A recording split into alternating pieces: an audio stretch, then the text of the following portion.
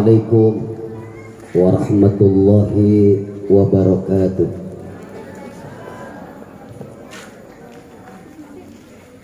Alhamdulillah, alhamdulillahilladzi ja'alal ilma arfa'as sifatil kamaliyah. Wassalatu wassalamu ala sayyidina wa maulana Muhammadin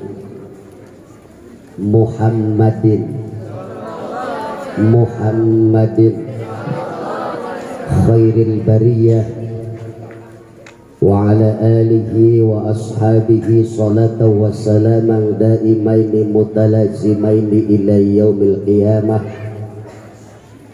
Amma ba'da. Wa qala Allah ta'ala fi ayatil karimah wa huwa asdaqul maqalah. A'udzu billahi minasy syaithanir rajim. Bismillahirrahmanirrahim. Yarfa'illahu alladhina amanu minkum wa ulil ilmi darajat. Al-ayah. Wa qala Rasulullah sallallahu alaihi wasallam, may yuridillah khairan yufaqihu fiddin. Shadaqallahul azim wa shadaqa rasuluhul karim wa nahnu ala dzalika minasy syahidin wasyakirin walhamdulillahi rabbil alamin. Yang saya hormati dan saya muliakan segenap pengasuh Pondok Pesantren Jamiatul Ikhwan, para asatid atau para dewan guru. Nah, ini asatid, gelar ustadz harus bangga, karena kalau di Mesir ustadz itu profesor, doktor. Kalau di Indonesia ustadz itu rendah. Ini saya perlu sampaikan juga, kadang-kadang kan tidak tahu. Kalau disebut dengan ustadz, maksud di Al-Azhar, di Kairo, di Mesir, di Hadramaut, kemudian di Saudi Arabia itu profesor doktor. Jadi kalau di Indonesia banyak profesor, sehingga kaget orang Kairo.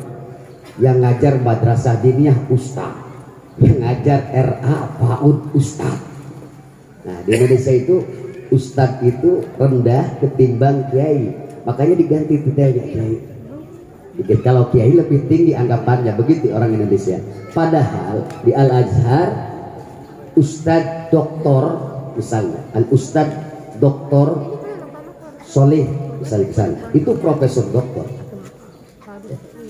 Karena segenap asatid di jamaah, dewan guru, kemudian kepala sekolah baik SMP, madrasah aliyah dan SMK Jamiatul Ikhwan yang saya hormati, para wali santri yang saya hormati, dan juga segenap santri yang saya cintai. Pertama, marilah kita sama-sama panjatkan puji dan syukur hadirat Allah Subhanahu wa taala yang atas izinnya, limpahan karunia-Nya, alhamdulillah pada kesempatan ini kita bisa berkumpul bersama dalam rangka menyaksikan wisuda putra putri Bapak Ibu sekalian yang telah melaksanakan studi atau pembelajaran di Pondok Pesantren Jamiatul Ikhwan. Mudah-mudahan ilmu yang didapatkan oleh mereka diberikan oleh Allah Subhanahu wa taala kemanfaatan dan keberkahan fiddini wad dunya wal akhirah. Salawat beserta salam semoga tetap tercurah pada baginda alam Nabi besar Muhammad sallallahu alaihi wasallam, para keluarganya, para sahabat, wat tabi'in ila yaumiddin. Hadirin wal hadirat yang saya hormati, Allah Subhanahu wa ta'ala menjadikan ilmu itu setinggi-tingginya sifat manusia, dan inilah yang membedakan antara manusia dengan makhluk-makhluk yang lainnya. Kalau di hewan, di binatang ada sifat kasih sayang, maka pada manusia juga ada kasih sayang. Kalau manusia dermawan, maka binatang pun bisa dermawan. Tapi ilmu inilah yang membedakan antara manusia dengan segenap makhluk Allah yang lain, hatta al-malaikah. Jadi ketika manusia ada ilmunya, nah ini akan menjadi makhluk Allah tertinggi. Sehingga di dalam Al-Qur'anul Karim Allah Subhanahu wa taala berfirman, yarfa'illahu alladhina amanu. Iman saja tidak cukup. Allah itu akan mengangkat derajatnya orang yang beriman, tetapi mukmin yang berilmu. Wa ulil ilmi darajat itu waw huruf ataf dimaksudkan kepada yarfa'illahu alladhina amanu, kepada orang yang beriman. Artinya apa? Bahwa iman harus diiringi dengan ilmu. Jika iman tidak diiringi dengan ilmu, maka iman ini tidak akan menghantarkan ke derajat yang tinggi. Tapi kalau iman diiringi dengan ilmu, maka manusia akan menjadi makhluk Allah yang paling mulia, makhluk Allah yang paling tertinggi derajatnya, hatta al-malaikah. Faktanya mana? Nabi Adam alaihissalam diberikan tugas oleh Allah Subhanahu wa taala untuk menjadi khalifatan fil ardi. Nah ini yang sudah harus dengerin nih. Sehingga Nabi Adam alaihissalam itu diangkat oleh Allah Subhanahu wa taala khalifatan fil ardi, menjadi manusia yang memakmurkan muka bumi karena ilmu, bukan karena iman. Kalau iman, malaikat juga beriman. Bahkan malaikat ini yang hebat imannya, malaikat yang hebat taatnya, mereka sedetik pun tidak pernah bermaksiat kepada Allah Subhanahu wa taala. Lantas kenapa malaikat tidak bisa menjadi khalifatan fil ardi, padahal pada saat Allah Subhanahu wa taala mewisuda atau mengangkat, mengesahkan Nabi Adam untuk menjadi khalifatan fil ardi, malaikat juga protes. Tapi protesnya malaikat bukan berarti menentang Allah Subhanahu wa taala, hanya memberitahukan kepada kita lewat kisah yang seperti itu bahwa ilmu lebih dari segala-galanya. Yang ujungnya ayat itu secara jujur oleh malaikat yang difirmankan oleh Allah Subhanahu wa taala, subhanaka la ilma lana illa ma'alamtana innaka antal alimul hakim. Nah, mudah-mudahan kalian yang diwisuda ini ada satu beban. Beban apa? Beban ilmiah, beban keilmuan. Jadi orang kalau sudah diwisuda, sudah diluluskan, artinya sudah mendapatkan ilmu, entah sedikit entah banyak. Itu ada beban yang harus dibawa. Beban apa? Beban keilmuan. Yang kita memiliki ilmu itu harus digunakan sebaik mungkin, sehingga kita menjadi manusia yang diharapkan oleh Allah Subhanahu wa taala menjadi khalifatan fil ardi, untuk memakmurkan di muka bumi. Anak-anakku yang tercinta, yang hari ini akan diwisuda, mungkin bagi madrasah aliyah ada yang mau melanjut ke perguruan tinggi, silahkan.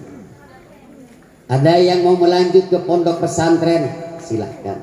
Tapi saya berpesan, ketika kalian keluar dari pondok pesantren Jamiatul Ikhwan dan ingin melanjutkan pendidikan ke jenjang yang lebih tinggi, terutama masuk pondok pesantren, carilah seorang kiai yang memiliki kriteria 3. Jangan sembarangan berguru.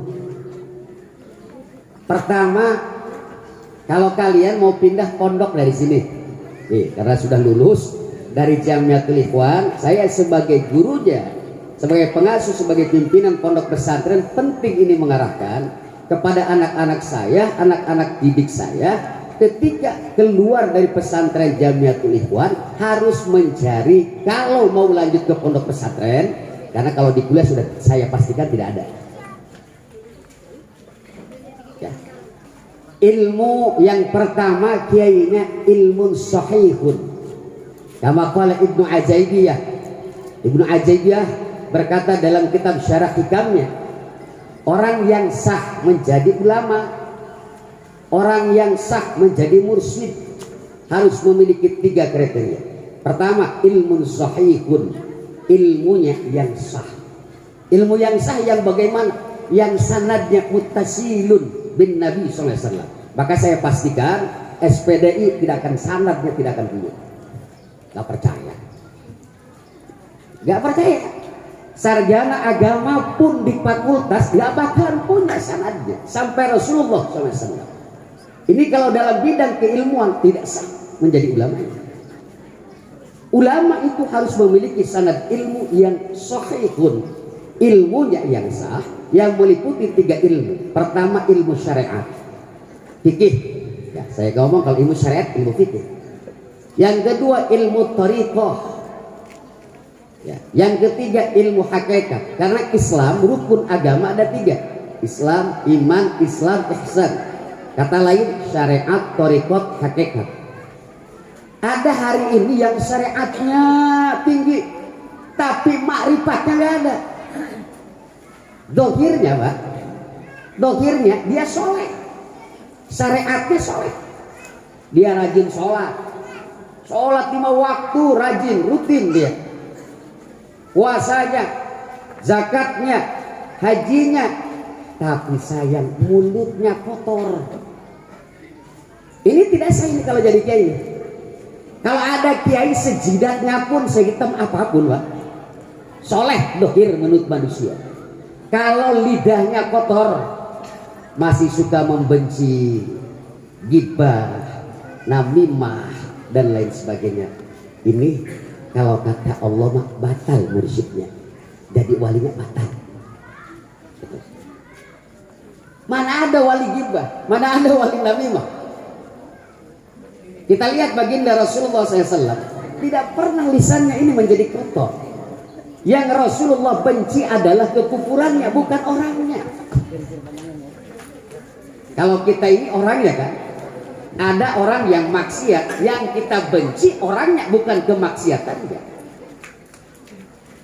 Yang seharusnya yang kita benci adalah kemaksiatannya, kekufurannya, bukan orangnya. Karena dari orangnya dia sama-sama eksistensinya sebagai makhluk Tuhan. Maka bagi seorang mursyid, kalau lidahnya kotor, lisannya tidak terjaga, apalagi hatinya begitu, maka batalah kemursyidannya, dan ini tidak sah dijadikan guru. Barokahnya nggak bakalan ada, berkahnya di pesantren ini nggak bakalan ada. Ada lagi Pak, ini orang yang ahli makrifat, ya. Orang yang ahli makrifat kepada Allah tetapi tarkus syariat, ini banyak. Makanya saya ngomong kayak seperti ini. Orang kalau berbicara makrifat tentang Allah, luar biasa, tapi sholat kagak. Ini juga tidak sah menjadi mursyid, menjadi keulamaan. Dan hari ini banyak orang yang berbicara tentang syariat, makrifatnya tidak ada. Kemudian orang yang ahli makrifat pun tetapi tarkus syariat, maka itu tidak sah untuk dijadikan guru. Oleh karenanya, kalau kamu nih yang dulu sudah mau cari guru, syarat yang pertama, carilah guru yang ilmunya sahihun, ilmun sahih dalam bidang syariatnya, dalam bidang tasawufnya, dalam bidang tauhidnya, memiliki sanad.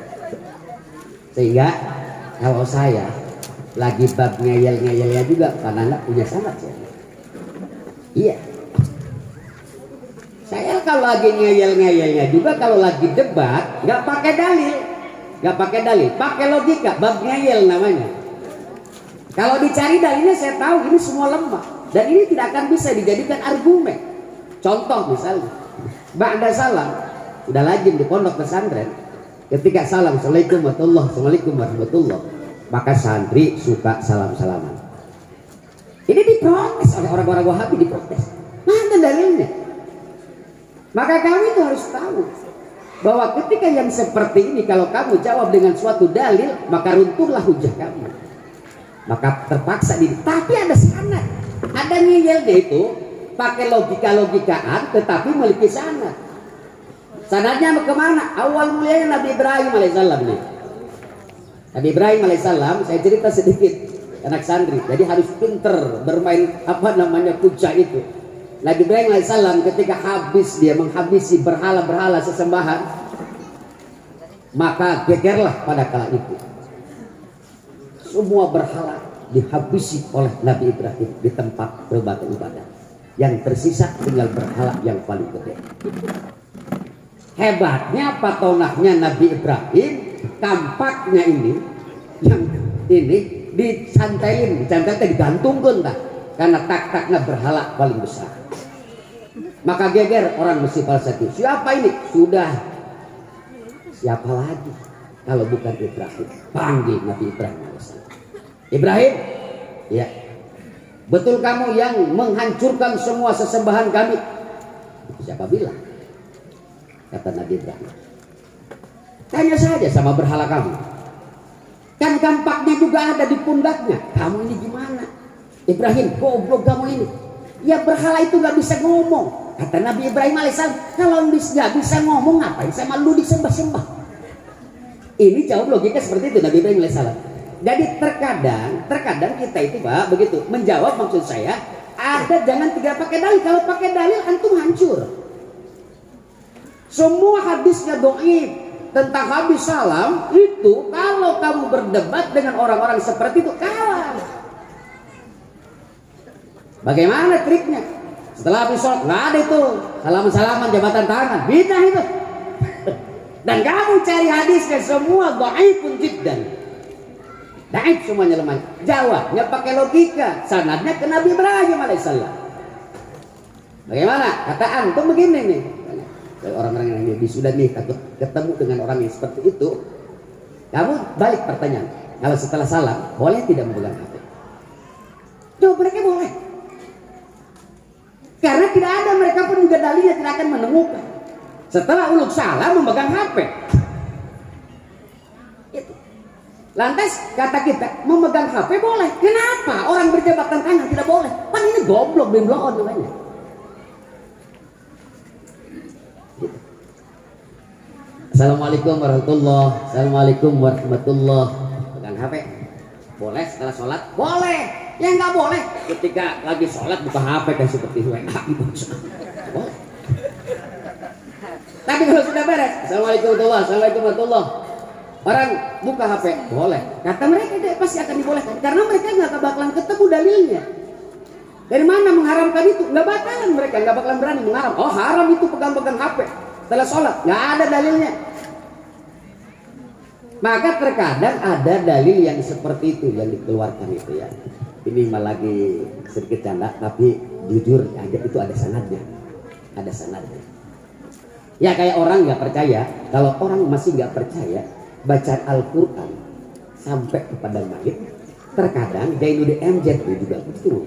Kalau ente kata Jainuddin MZ tidak percaya, orang yang sudah mati ketika saya kirimi Fatihah, saya kirimi sodakoh dan lain sebagainya nyambung, kata Jainuddin lu mati duluan nanti saya kirim. Kalau nggak nyampe balik lagi ya, kata Jainuddin MZ.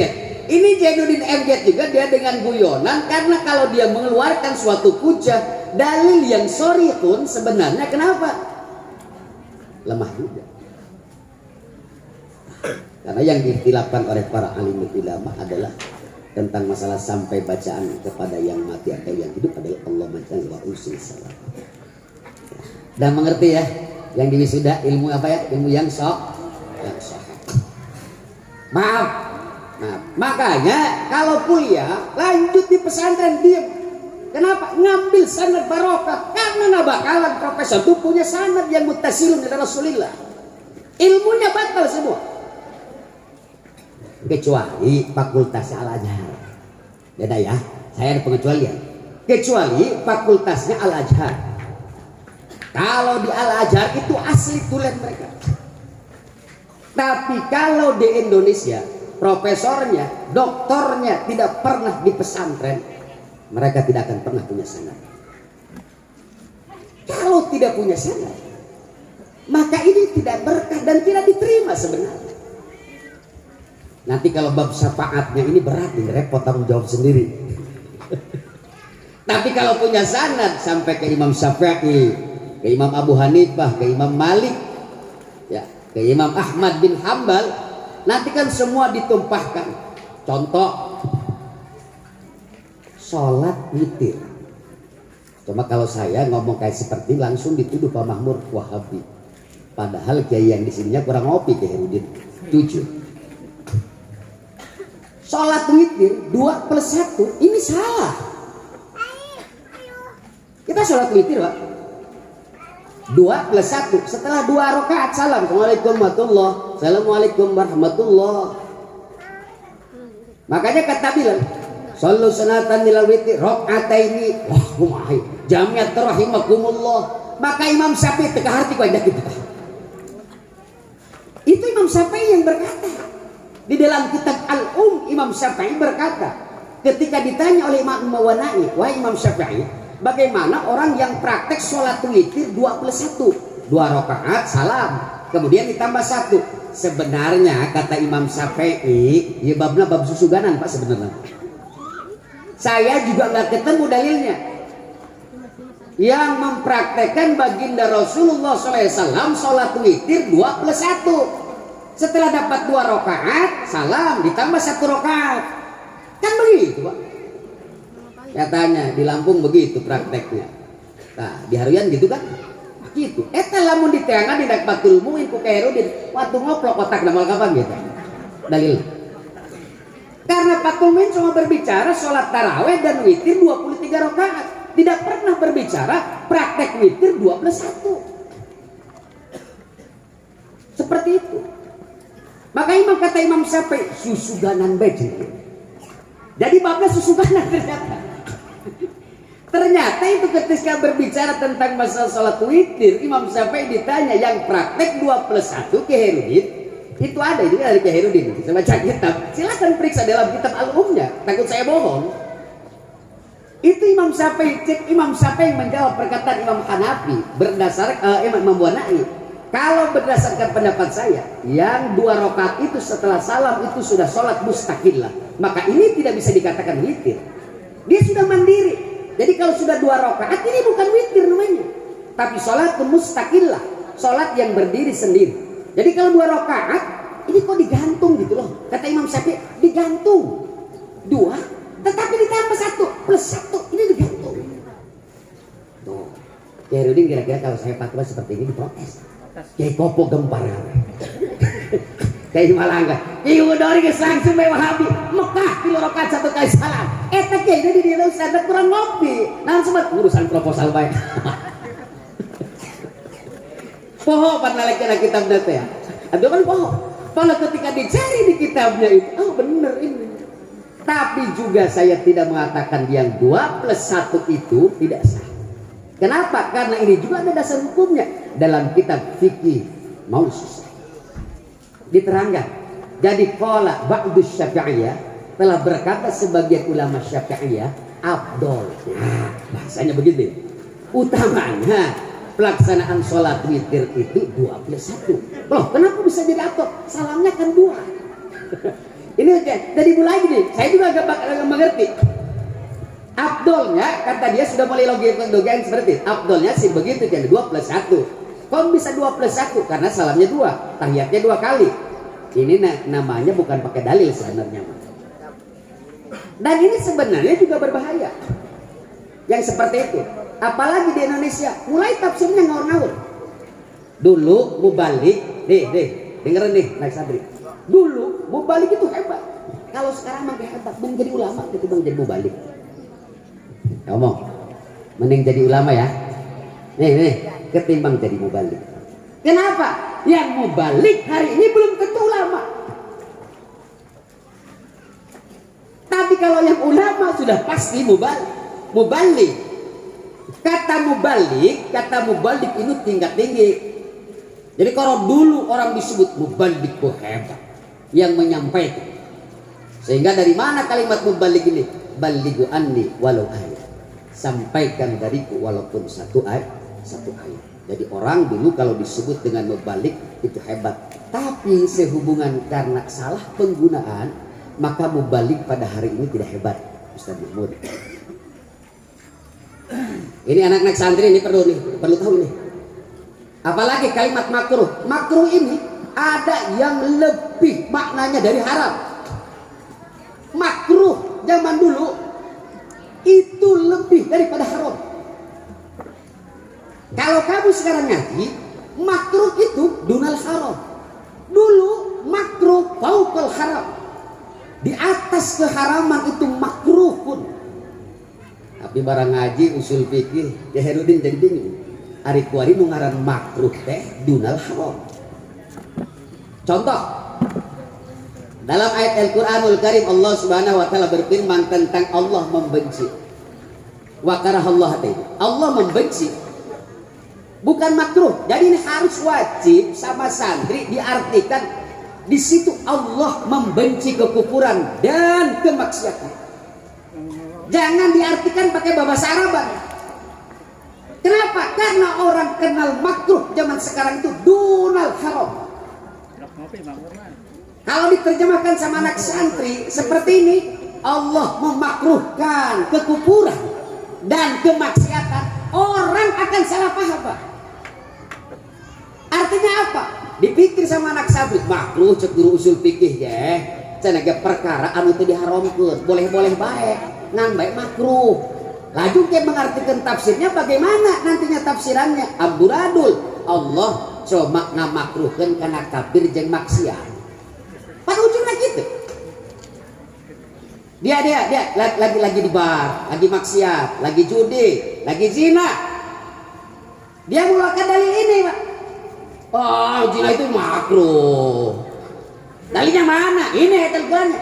Kekufuran itu makruh. Ini blow on ngajinya. Dalam ayat itu nggak boleh diartikan Allah memakruhkan. Kenapa? Orang akan salah paham pada hari ini. Kalau dulu kamu terjemahkan sebelum 300 tahun Hijriah, nih periodenya, kamu terjemahkan dengan Allah memakruhkan kekafiran dan kemaksiatan, maka mereka akan paham bahwa Allah sangat benci dan sangat mengharamkan kekufuran dan kemaksiatan. Jadi harus hati-hati. Contoh, saya gibah, tapi gibah wajib. Punya dalil dalam kitab Bahjatul Wasani. Coba sugi dulu, belum tentu yang di YouTube hebat, belum tentu ini hebat. Ketika innama yakhsyallaha min ibadihil ulama, maka dia katakan, kalau ada kambing takut sama Allah, ulama. Kalau ada kodok yang takut sama Allah, ulama. Kalau ada gunung yang takut sama Allah, ulama. Qur'annya bener, cuma ente tafsirnya yang gak bener. Makanya anak-anak santri ini yang alumni Jamiatul Ikhwan, saya suka ngomong begitu. Ini saya wanti-wanti, kalau membedah tafsir, bawa kitabnya. Jangan seminar tafsir nggak bawa kitab tafsir. Sebenarnya Anda mau diskusi kalamullah apa akalan ente? Menurut tafsiran saya, itu tafsiran ente. Jadi keblinger, Pak. Jadi keblinger. Banyak hari ini orang yang seminar tafsir tapi nggak bawa kitab tafsirnya. Lalu dia ngomong berdasarkan saya, menurut saya, kok menurut saya? Agama jadi menurut dia. Benar tidak? Agama ini bukan akal-akalan. Jadi kalau orang ngaji, dia nggak bawa kitab nih, nggak asal itu. Dari mana? Berani. Ketika kamu berani membukakan ayat suci Al-Quran, satu saja dengan pendapatmu kamu sudah membukakan satu pintu neraka. Man qala al-Qur'ana birra'yihi falyatabawwa maq'adahu minan nar. Ini amanat ilmiah yang saya sampaikan kepada yang akan wisuda. Jadi harus hati-hati. Karena dikit-dikit tuan pesantren langsung ngedalil dia. Siapa saja yang berkata Al-Quran dengan logikanya, dengan pendapatnya dia saja tanpa sampai kepada Rasulullah. Pendapat ini tidak sesuai dengan Rasulullah Shallallahu Alaihi Wasallam. Sesungguhnya orang itu telah membukakan satu pintu neraka. Ini kalau satu kali. Ini contoh. Ya, contoh. Seperti tadi itu. Ini Sugidun salah. Saya bahas lagi. Mamah Dedeh juga salah. Saya gibah, tapi wajib. Karena kalau tidak diterangkan berapa orang yang hancur dalam rumah tangga, Pak. Ini akan hancur rumah tangga. Mama Dede dalam satu kesempatan ketika ditanya, curhat dong mah, iya. Gitu. Saya mau bertanya, bagaimana hukumnya suami yang meminum air susu istrinya? Kata Mama Dede, oh haram itu. Dia menjadi anak susu. Wah. Berapa ribu suami yang telah meminum air susu istrinya? Loh. Ini hancur. Makanya saya kadang-kadang ada gibah, tapi gibah yang wajib. Yang perlu sampaikan saya kepada umat, meminum air susu istri kecuali suaminya di bawah umur 2 tahun. Itu tidak apa-apa. Dan tidak akan merubah status suami menjadi anak susu. Kalau Mama Dede langsung saja dia jawab beletak itu namanya menurut saya. Paham ya? Anak saya paham. Pengen sekarang kan langsung jadi penceramah, jadi ustaz. Lihat dulu tafsirnya. Periksa, beli kitabnya. Ada tafsir di situ Munir, ada tafsir Sawi, ada tafsir Baydawi, ada tafsir Qurtubi. Sampai yang terkecil tafsir Jalalain. Kalau kamu cari di semua kitab tafsir omongan kiai ini nggak ada, pastikan bahwa kiai itu tafsir jalan lain. Keluar. Kalau tidak ada keterangan di dalam kitab, maka orang itu telah membukakan satu pintu gerbang neraka. Man fassarul Qur'an wa fi riwayatin man qala al-Qur'an bi ra'yih falyatabawwa maq'adahu. Jadi saya wanti-wantikan nasihat saya itu, carilah ulama yang ilmunya sahih. Kalau mau lanjut, yang kedua, wazaukun sharihun, ini yang sulit. Ilmunya sahih, belum tentu mencicipinya. Masya Allah. Jadi kalau cari guru yang sebenarnya adalah yang bisa zaukun sharihun, yang dia bisa merasakan, yang dia bisa mencicipi. Zauk namanya, zaukun syarikun. Hari ini banyak orang yang berteori. Ahli fikih itu teori. Ahli itu kan ahli yang teori. Ahli tauhid berarti hebat dalam teori tauhid. Tauhid dibagi terus, sifat Allah dibagi. Ini ahli. Dalam fikih dia hebat, ahli fikih. Dalam tafsir ahlinya dia. Ini belum tentu zaukun syarih. Ini yang agak sulit. Zaukun syarihun itu mencicipi. Contoh, di sini ada kiai nih, Kiai Herudin. Ketika Kiai Herudin baca, wa may yattaqillah yaj'al lahu makhraja wa yarzuqhu min haitsu la yahtasib. Anak santri begitu. Makanya jangan kaget ketika datang corona mau balik statusnya bangkrut, nggak ada panggilan ceramah. Ini artinya apa? Menandakan ketika seorang kiai menandakan itu, ini sudah tidak zaukun syarihun. Ilmunya sebatas tenggorokan saja. Jadi kacau balau, saya dari mana rezekinya? Kalau semua ditutup oleh pemerintah nggak boleh ceramah. Ini tidak zaukun syarih. Bukankah dia baca sampaikan kepada umat, wa may yattaqillah, siapa saja yang bertakwa kepada Allah, Allah akan jadikan jalan keluar. Dan siapa saja yang bertawakal kepada Allah, Allah pasti akan cukupkan. Dan itu harus dirasakan. Orang yang merasakan itu hanya orang yang mengamalkannya. Makanya kalau pengen tahu rasanya rokok, tapi saya tidak memerintah kamu yang di pesantren jangan dulu ngerokok. Ini ada orang yang tidak tahu rasanya rokok. Bagaimana pengen tahunya rokok? Ya sedot. Orang pengen tahu rasanya apel, makan apelnya. Orang pengen tahu rasa kopi, minum kopinya. baru akan tahu rasanya. Artinya apa? Kalau kita pengen merasakan sebuah keilmuan, amalkan ilmu. Dipegawai maksudnya mah. Eta daek ngalakonan anak, boleh jadi ilmunya sahih, tapi tilok daek ngamal eta minta ampun. Yang terakhir, himmatul aliyah. Apa itu himmatul aliyah? Cita-cita yang tinggi. Jadi seorang guru nggak boleh memiliki cita-cita yang rendah. Kalau guru ini cita-citanya luar biasa, sehingga kita bisa bayangkan Pak, berapa banyak orang yang sukses didorong oleh guru, padahal gurunya cuma ngajar dia lihat.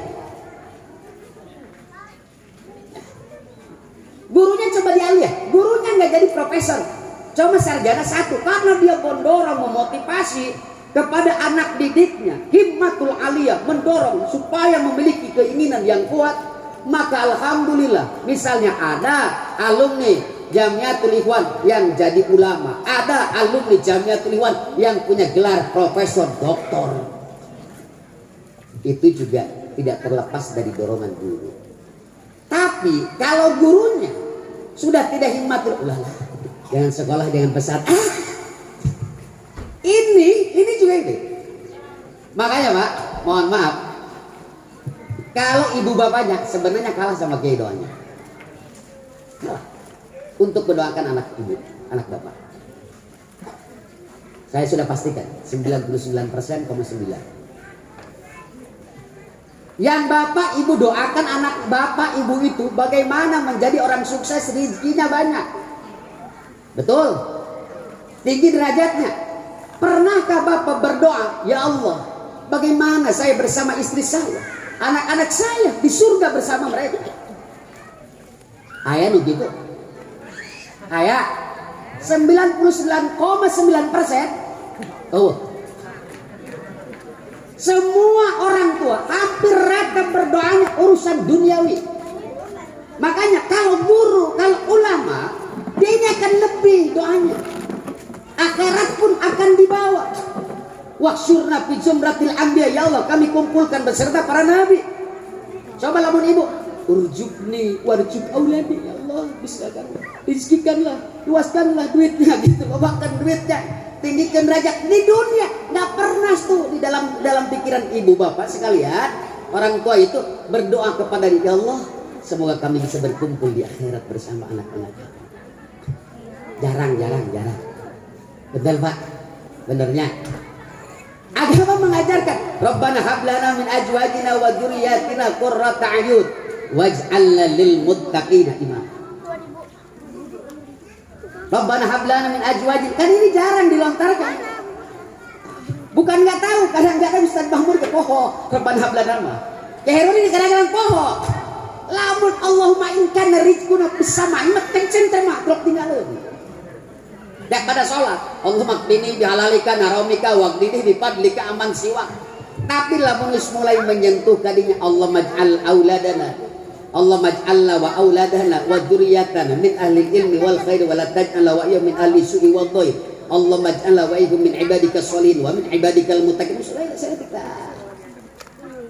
Makanya ulama itu ngado anak double. Dunia didoakeun, akhirat didoakeun. Mudah-mudahan maneh deh eta didoakeun ku haji. Ieu diluluskeun. Ngado anak yang dikitu.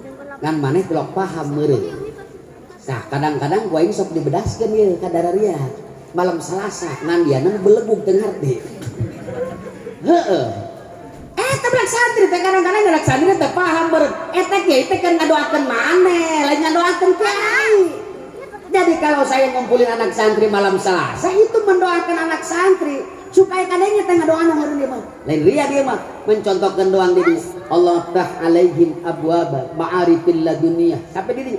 Ya Allah, Allah menawwir biladana bi anjumi jamiatil ikhwan. Ya maklumkan bahasan tingkat tinggi. Terus pakai ilmu balaghah. Ya Allah terangilah negara kami ini dengan anjum. Anjum itu bintang-bintang jamiatul ikhwan. Kamu ini bintang-bintang jamiatul ikhwan. Allah menawwir biladana bi anjumi jamiatil ikhwan. Ya Allah ramaikan negara kami dengan bintang-bintang maruruncul ieu teh. Alumni jamiatul ikhwan jare di jelema. anjum. Sehingga kalau orang pondok pesantren jangan aneh, ini sudah ada sekolah, kalau tidak lebih hebat turun berarti Pak Imam. Turun. Dulu kayaknya tidak ada anak sekolah, tapi ada santri saya yang jadi pejabat, ada santri saya yang jadi pengacara. Anjum itu namanya. Ini penting doanya guru untuk mendoakan kepada anak-anak santrinya. Ya kebalden udah bilang. Gelap-gelap. Tapi memang perlu disampaikan budak-budak santri itu. Tapi mudah-mudahan yang SMP mau bisa melanjut di sini. Ya. Saya harapkan ketika tidak melanjut di sini, wayahna di pesantren. Wayahna sakolana cing-cing di pesantren. Kenapa? Mayyuridillah khairan yufaqihu fiddin. Mayyuridillah bi khairan yufaqihu fiddin. Siapa saja yang Allah kehendaki kepadanya dengan kebaikan yang banyak, Allah akan berikan pemahaman agama. Tapi kan walau ujuk-ujuk pahamkan agama dah. Lamun tadi diri ku Gusti Allah ka pesantren kumaha aja ngot mikirna. Orang ini nggak bakalan pernah paham agama kalau sama Allah jadi diri ke pesantren. Jadi kalau anak bapak ibu sekalian kalau sudah masuk pondok pesantren luar biasa. Jangankan manusia, ya keramik pak dipilih dia. Paku nu nempel di pondok pesantren dipilih oleh Allah. Ada paku masuk neraka, ada keramik yang masuk neraka, ada bata yang masuk neraka. Ayo jelema seru aja sama ngomong. Kadang-kadang tengah kita balik. Hei kaji can mesin tuh sahat boga dalil kiai malah mun ngomong itu boga dalil darah ria. Mana? Fu anfusakum ya ayyuhalladzina amanu fu anfusakum wahlikum nar. Wa quduhan nasu wal hijarah.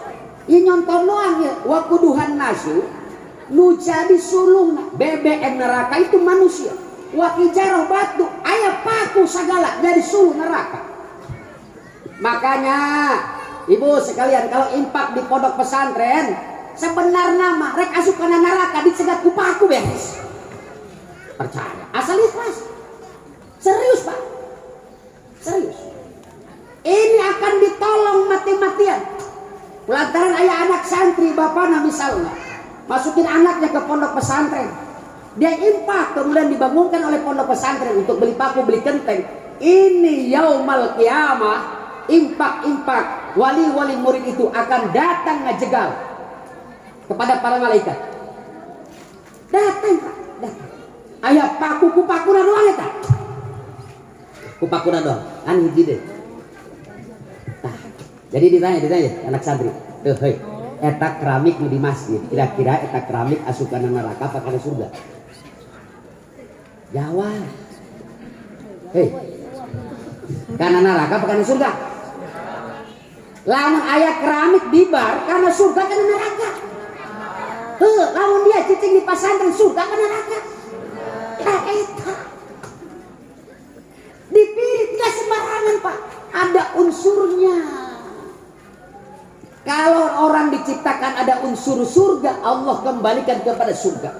Tapi kalau orang itu ada unsur neraka ditakdirkan ke Gusti Allah sudah menjadi ahli neraka, ditarik baik ke neraka we. Masya Allah.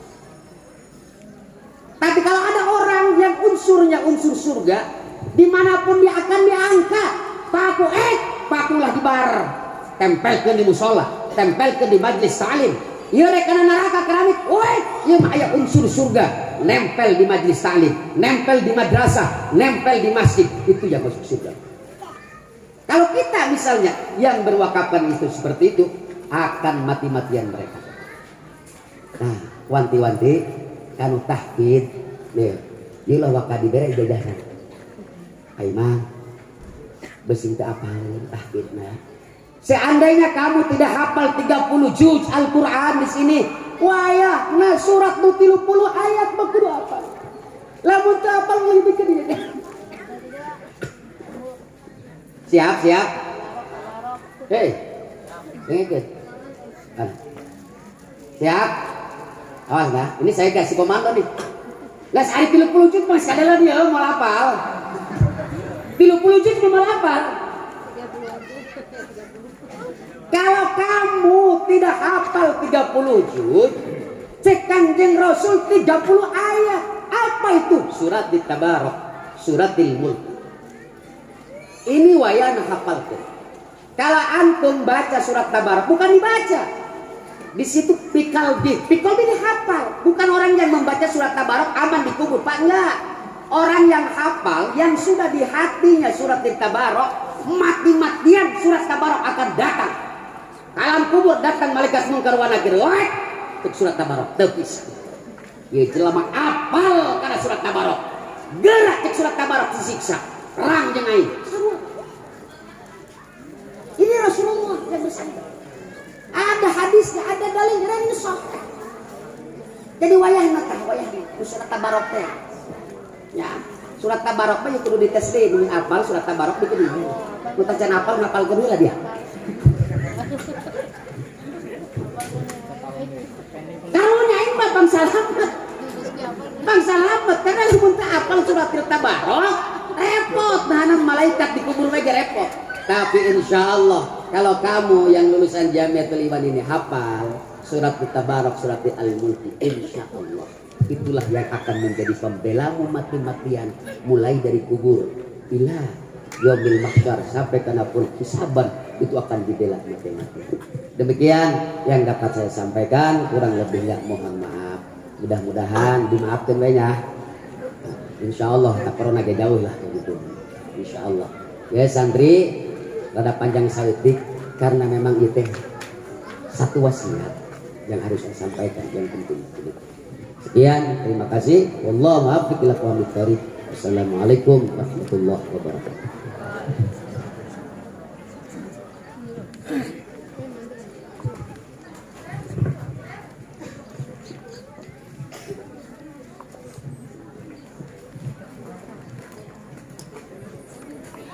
Waalaikumsalam warahmatullahi wabarakatuh.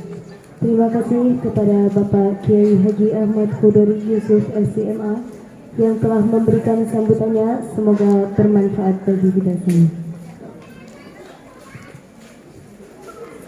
Meningkat acara yang kelima, pembacaan surat keputusan kelulusan sekaligus acara prosesi wisuda yang akan dibacakan dan dipandu oleh Bapak Rizky Dwi Pangestu SH. Kepada Bapak Rizky Dwi Pangestu SH kami persilakan.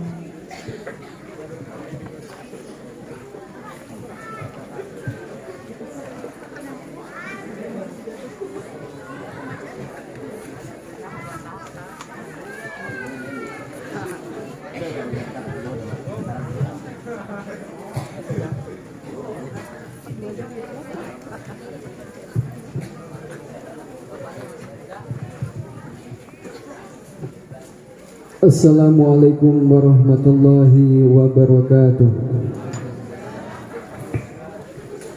Surat keputusan kelulusan SMP dan Madrasah Aliyah Jamiatul Ikhwan Malanggah Tunjung Teja nomor .2 15 tahun 2021 tentang penetapan kelulusan siswa SMP dan Madrasah Aliyah Jamiatul Ikhwan tahun pelajaran 2020-2021 menimbang bahwa dalam rangka penetapan ujian madrasah dan ujian nasional di SMP dan Madrasah Aliyah Jamiatul Ikhwan tahun ajaran 2020-2021 dianggap perlu menetapkan kelulusan siswa yang disesuaikan dengan ketetapan kelulusan.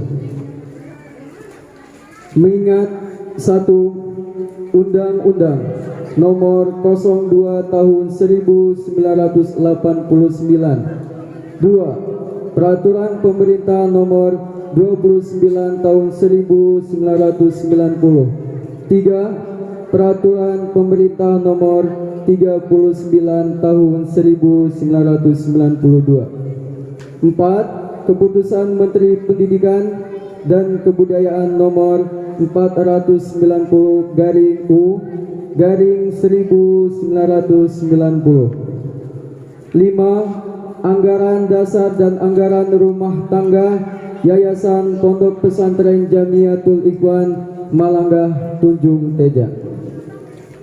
Memperhatikan hasil musyawarah Dewan Guru SMP dan Madrasah Aliyah Jamiatul Ikhwan tanggal 06 Mei 2021 memutuskan menetapkan keputusan Kepala SMP dan Madrasah Aliyah Jamiatul Ikhwan tentang penetapan kelulusan peserta didik tahun pelajaran 2020-2021. Pertama, menetapkan kelulusan bagi peserta didik tahun pelajaran 2020-2021 pada SMP dan Madrasah Aliyah Jamiatul Ikhwan sebagaimana tercantum dalam lampiran yang merupakan bagian tidak terpisahkan dari keputusan ini.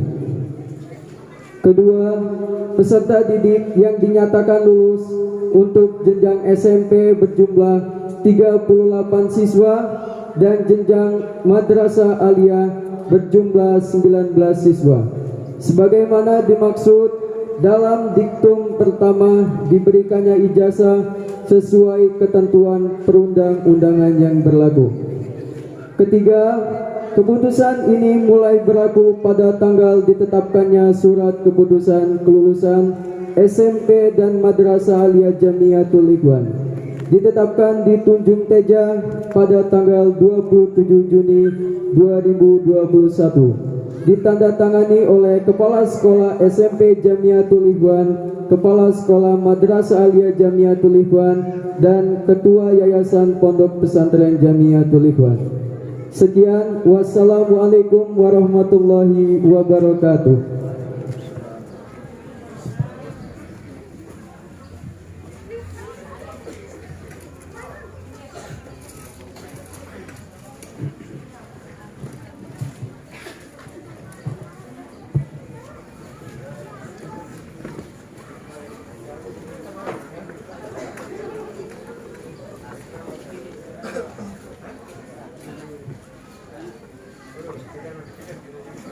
Sebelum prosesi dimulai, kami mempersilakan Ketua Yayasan Pondok Pesantren Jamiatul Ikhwan, Bapak Kiai Haji Ahmad Hudori Yusuf LCMA, Komite Sekolah Bapak Ustadz Mahmud, Kepala Sekolah SMP Jamiatul Ikhwan Bapak Asep Imam Munandar SE, SY, MPD, Kepala Sekolah SMK Jamiatul Ikhwan Bapak Saifuddin Eskom, Kepala Madrasah Aliyah Jamiatul Ikhwan Ibu Anik Ainah SPD, Pengasuh Pondok Pesantren Jamiatul Ikhwan Ustadz Nanang Sunandar dan Ustadz Masyid Hidayat dimohon untuk naik ke atas panggung.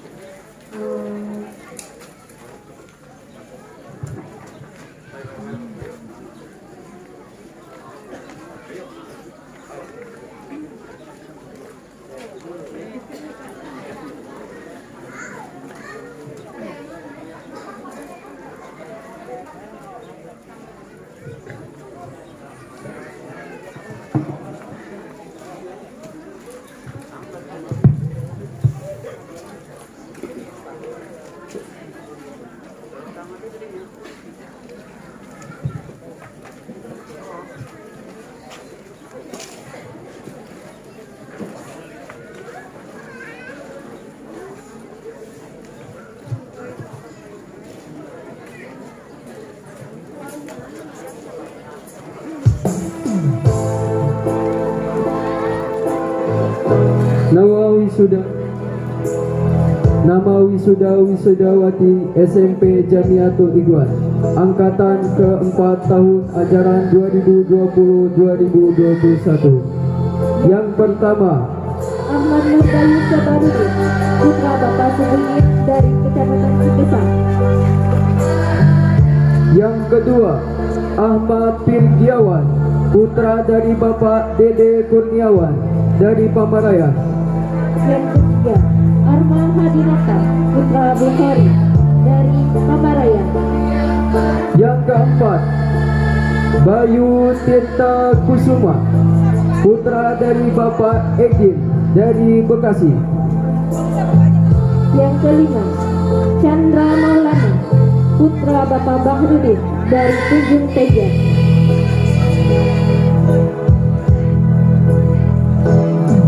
Yang keenam, Denny Syabani, putra dari Bapak Suhendi dari Pamarayan. Yang ketujuh, Dimas Septian Andura, putra Bapak Sutriano dari Ciamis.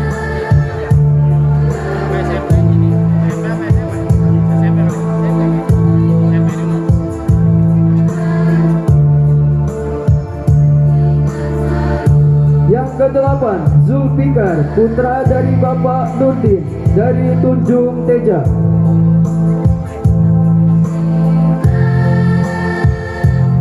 Yang ke-9, Helmi Ferdiansa, putra Bapak Ibnu Muaz dari Duren Sawit.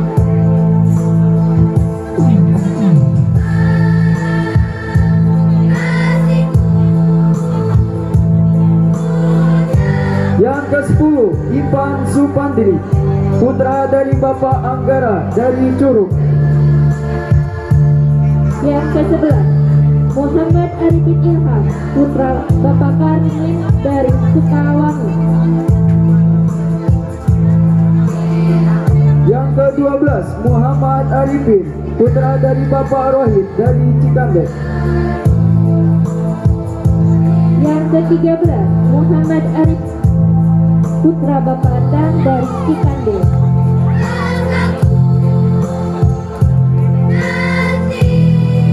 Yang ke-14, Muhammad Egis Maulana, putra dari Bapak Uta Swendra dari Warung Gunung. Yang ke-15, Muhammad Rakli, putra Bapak Ratna Asmara dari Pindang Jaya.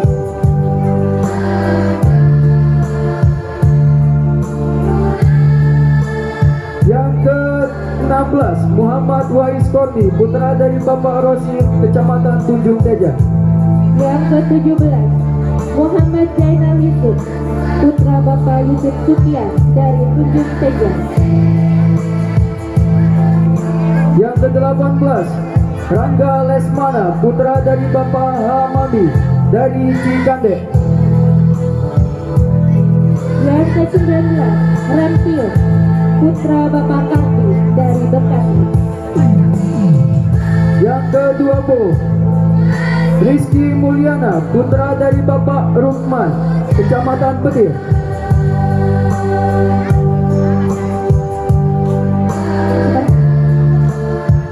Yang ke-21, Sahrul Karim, putra Muhyiddin, Bapak Muhyiddin dari Warung Gunung. Yang ke-22, Sari Putra Dewa, putra dari Bapak Sartono, Kecamatan Tunjung Teja.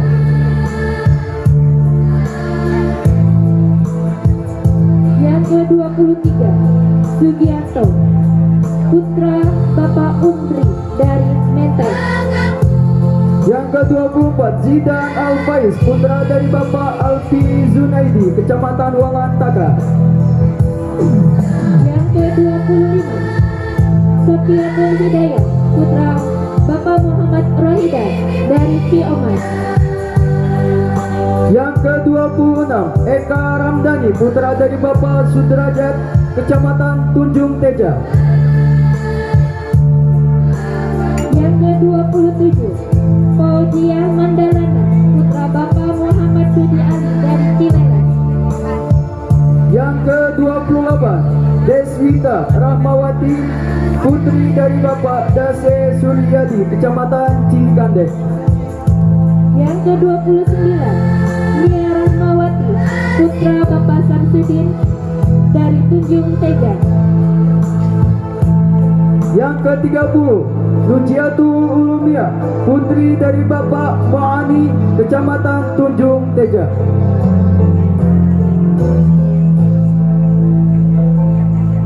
Ke-31, Nur Aini, putra Bapak Hadiyadi dari Ciomas. Yang ke-32, Nurainun, putri dari Bapak Hadiyadi, Kecamatan Ciomas. Ke-33, Nur Hasanah, putri dari Bapak Hudri dari Tunjung Teja. Yang ke-34, Risa Rohmatul Uma, putri dari Bapak Kiai Haji Hudor Yusuf dari Tunjung Teja. Ke-35, Siti Adinda Humairo, putri dari Bapak Herman dari Paku Haji. Yang ke-36, Siti Lailatul Munawaroh, putri dari Bapak Ridho Arifatul Azim dari Tunjung Teja. Ke-37, Siti Nurasi, putri dari Bapak Muslim dari Cipocok Jaya. Ke-38, Siti Rahayu, putri dari Bapak Suharman, Kecamatan Tunjung Teja.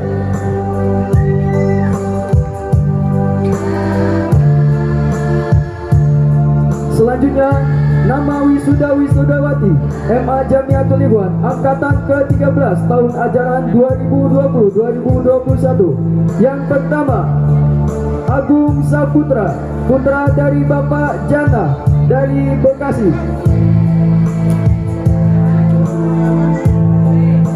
Yang kedua, Bapak Murtado, putra dari Bapak Haji Muhaimin dari Ciomas.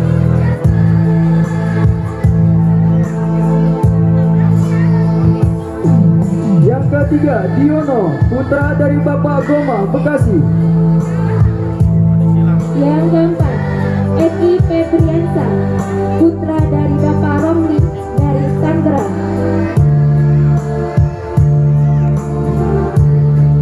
Yang kelima, Herlangga, putra dari Bapak Hermawan, Tangerang.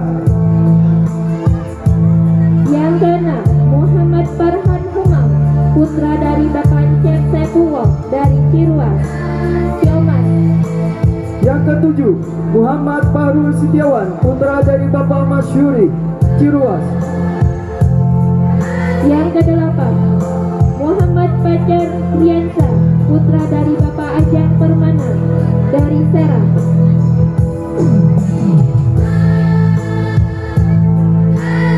Yang kesembilan, Muhammad Irya, putra dari Bapak Sariyati, Cibadak. Yang ke-11, Muhammad Rai, putra dari Bapak Mukhtar dari Cibadak. Yang ke-11, Muhammad Wasir, putra dari Bapak H. Imron, Kesemen. Ke-12, Suhardi, putra Bapak Rudi dari Tangerang. Yang ke-13, Syarifullah, putra dari Bapak Goma, Bekasi. Ke-14, Maulana Halis Azaki, putra dari Bapak Kurniati dari Cilegon. Yang ke-15, Yunus Saputra, putra dari Bapak Saproni, Bekasi.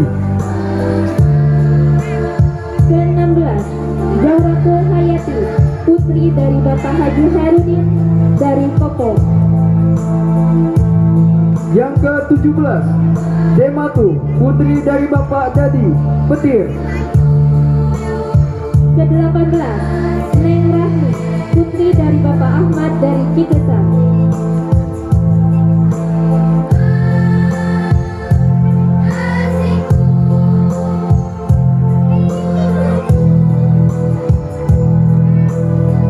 Yang ke-19, Romdona, putri dari Bapak Ramli, Pamarayan.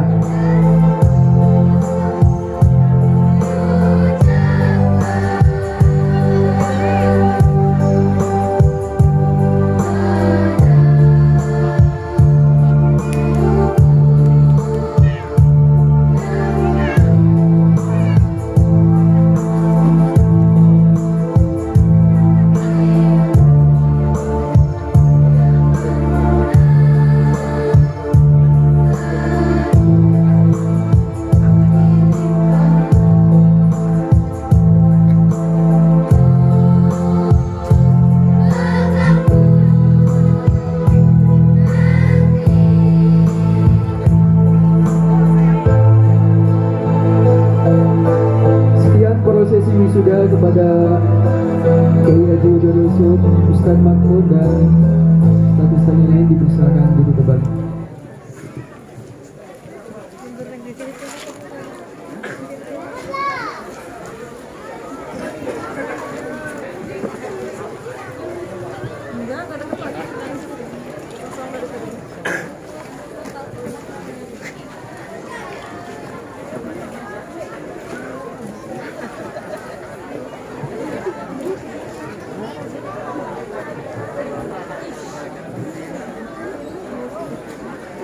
Meningkat acara selanjutnya yaitu sungkeman yang akan diwakili oleh Kakanda Yunus Saputra, putra dari Bapak Saproni dan Ibu Yuna, dan Adinda Risa Rahmatul Ummah, putri dari Umi Haja Bayi Juro, dan Abi Kiai Haji Ahmad Hudori Yusuf LCM